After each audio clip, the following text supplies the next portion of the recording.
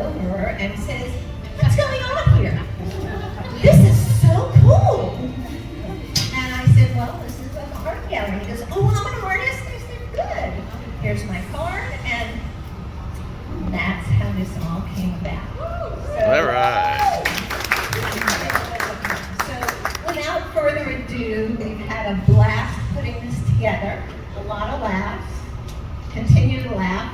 And here's Will. Thank you. I want to play your time. One thing I've learned is that the lesson being learned from Ellen's story is that I literally was having a drink with Josh Blum across the street here, and then I was walking back to my car and I had a pee. And I was like, all right, well, if I'm going to hold it, I can hold it and go home, but I know that holding it is bad. So I guess I could just walk in, ask for the bathroom and so forth, and that's when I saw Ellen and the art and so forth. And so that's when I asked her, "What are you doing?" She's like, "Oh," and I was like, "Hold on, I gotta go pee." Went to go pee and then came back, and then she gave me the information and so forth. So It's a true story. it's a true story. So the first lesson is tonight, don't hold your pee. It's not good for you. And you never know what opportunities may arise, because had it not been for me just walking in to go to the bathroom and ask, I would not be here right now full of you guys. So that's one. And then two is, so the artist who taught me how to paint, and everybody's like, "How do you do this?" And I was like, well, there's a Romanian artist named Croy who lived here for decades, and he is world renowned. He has statues in LA and a bunch of other cities in Europe I never heard of. So, and I was working at Titan Gym. So I actually was working 3 jobs. I had like hundreds of thousands of dollars for student loan debt from law school that I wasn't going to be practicing, but I always gave it my 100%, and I got to meet everybody who walked to that gym. And Karoy was one of those guys, and he's like, "Oh, I'm an artist." I'm like, "Let me see." And so he showed me his artwork, and it's similar to this, but it's like 4x5, and that guy is talented. Like, he can actually make, oh my God, it's pretty Mercedes. Hi. So he can make cities and stuff, but he's been doing it for decades, and I'm more of an abstract.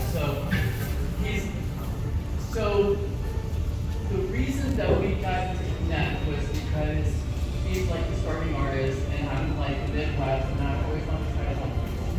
And I was like, you know what? I want to help him sell art, because I always wanted to be an artist when I was a kid. When I was a kid, my dad said, artists are people bills, And I said, I would love to help people bills and to sell artwork. So I created 4 years ago the annual holiday charity Arts and Charity event downtown, and that one's not happening because whatever. Every year we turn a salon downtown into an art exhibit like this, 2 hours. And the first year was just an artwork, and every year thereafter we did more and more arts.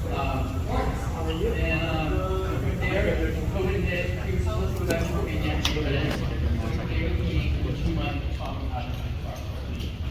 So that's I guess what I'm trying to say is, if you always try to help somebody else succeed, you'll succeed. And it may not happen right away, but eventually you will. And so that's why I'm here today, because a guy in Romania who fights for me was like, "What are you doing? You're just I'm like, leave me alone, I know what I'm doing." And then he's like, "Okay, we got to So literally that's the fight we had. The artwork, this has been a project in itself, and I just want to go, I'm actually just happy that this is happening, because now we don't have to sleep for a good 8 hours plus.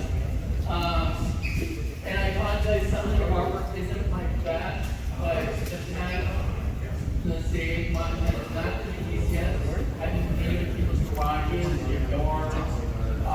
So it's not real bigger places and recording up and so forth, but today I was like looking at one of my pieces that's on the bar, which is cracked, and I was like, check this out, and I'm like, you know what? No. Each piece dictates my life. And I'm going to carry Roy's artwork to sell, because he's living for media, and I'm doing this for myself, and I'm playing the game. And even if there's dust that's in it because of whatever, and I did my best. And so I'm proud for my pieces. I'm proud for those who believed in me. The guy who first bought my first piece, my doctor, Serge Barbier, is here. He has this piece over in his office at OMAC at Walton Manors. My ex also bought a piece, and I've been able to sell pieces one by one. And Rudy and Mercedes bought another piece last year. So I want to thank Ellen and Joe. They've been a saints because I've moved twice, breakup, life. I could have every excuse not to do this, and I didn't, and it worked with me. And I want to thank Justin and my company, Closed Mortgage, because they've been so kind to allow me to have to put this together on company time, you know, and they get it, and they're not like douchebags about it. So excuse my language, but so that's that. So that's my spiel. If you have any questions, so it's metal. I use a grinder. I use industrial solvent dyes with like paint thinners. Paint it, grind it, paint it, grind it, and then when it's good, put a lacquer finish on it. That's pretty much how it's done. So if you have those questions. So I will be here. If you like to purchase one, 25% does go to Kids in Distress. Elsa's here to give you information about Kids in Distress in Walton Manors. So thank you for showing up. And 10% does go to Plunge into the Arts because they are able to put this together on behalf of us. So thank you so much for coming, and thank you for anybody else that I may forgot, Mom, Jesus, and everybody else. But you know, thank you so much, and please enjoy.